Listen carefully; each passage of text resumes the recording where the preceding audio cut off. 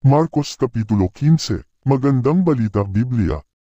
Sa harapan ni Pilato.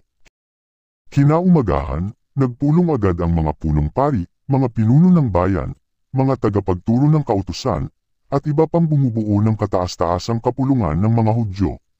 Ipinagapos nila si Jesus, at dinala kay Pilato. Ikaw ba ang hari ng mga Hudyo? Tanong sa kanya ni Pilato. Ikaw na ang may sabi, tugon naman ni Jesus. Nagharap ng maraming paratang ang mga punong pari laban kay Jesus.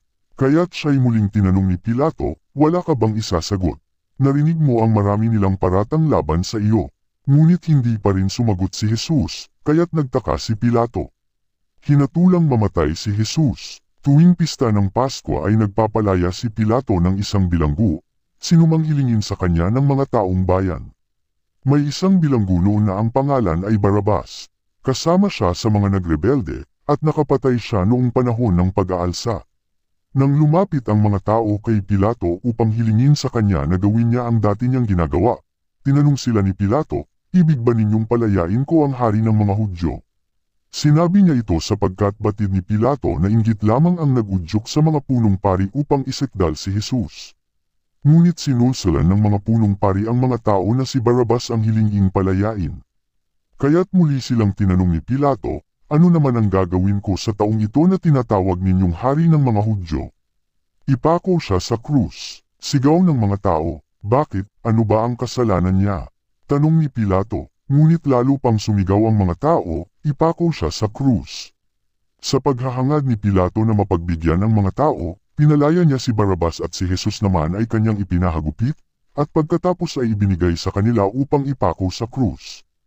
Hinamak ng mga kawal si Jesus. Dinala ng mga kawal si Jesus sa bakuran ng palasyo ng gobernador, at kanilang tinipon doon ang buong batalyon. Sinuotan nila si Jesus ng balabal na kulay ube. Kumuha sila ng halamang matinik, ginawa iyong korona at ipinutong sa kanya. Pagkatapos, sila'y pakot siyang nagpugay at bumati sa kanya, mabuhay ang hari ng mga Hudyo. Siya'y pinaghahampas sa ulo, pinagduduraan at pakot siyang niluhod-luhuran.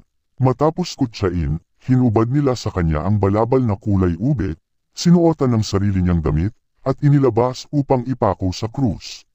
Ipinako sa krus si Jesus. Nasalubong nila sa daan ang isang lalaking galing sa bukid, si Simon na taga Cyrene na ama nina Alejandro at Rufo. Pilit nilang ipinapasan sa kanya ang krus ni Jesus. Kanilang dinala si Jesus sa lugar na tinatawag na Golgotha, na ang ibig sabihin, puok ng bungo. Siya'y binibigyan nila ng alak na may kahalong mira, ngunit hindi niya ito ininom. Ipinako siya sa krus at saka pinaghati-hatian ang kanyang damit sa pamamagitan ng palabunutan. Ikasyam ng umaga nang ipako siya sa krus. Isinulat sa itaas ng krus ang paratang laban sa kanya, ang hari ng mga Hudyo. May dalawang tulisang kasama niyang ipinako sa krus, isa sa kanan at isa sa kaliwa. Sa gayon ay natupad ang sinasabi sa kasulatan, ibinilang siya sa mga kriminal. Ininsulto siya ng mga nagdaraan at pailing-iling na sinabi, o ano? Di ba ikaw ang gigiba sa templo at muling magtatayo nito sa loob ng 3 araw? Bumaba ka sa krus at iligtas mo ngayon ang iyong sarili. Kinutya rin siya ng mga punong pari at ng mga tagapagturo ng kautusan. Sabi nila sa isa't isa, iniligtas niya ang iba ngunit hindi mailigtas ang sarili. Makita lamang nating bumaba sa krus ang Kristo na iyan na hari daw ng Israel, maniniwala na tayo sa kanya. Nilait din siya ng mga nakapakong kasama niya. Ang pagkamatay ni Jesus, nagdilim sa buong lupain mula sa tanghaling tapat hanggang sa 3 ng hapon. Nang 3 na ng hapon, sumigaw si Jesus, Eli, Eli, lema sabachthani. Na ang kahulugan ay, Diyos ko, bakit mo ako pinabayaan? Narinig ito ng ilan sa mga nakatayo roon at kanilang sinabi, pakinggan ninyo, tinatawag niya si Elias. May tumakbo upang kumuha ng isang espongha, ito'y isinawsaw sa maasim na alak, inilagay sa dulo ng isang patpat at ipinasipsap kay Jesus. Tingnan nga natin kung darating si Elias upang iligtas siya, sabi niya. Sumigaw ng malakas si Jesus at pagkatapos ay nalagutan ng hininga. At napunit sa gitna ang tabing ng templo mula sa itaas hanggang sa ibaba. Nakatayo sa harap ng krus ang opisyal ng mga kawal. Nang makita kung paano namatay si Jesus, Sinabi niya, tunay ngang anak ng Diyos ang taong ito. Naroon din ang ilang babaeng nakatanaw mula sa malayo.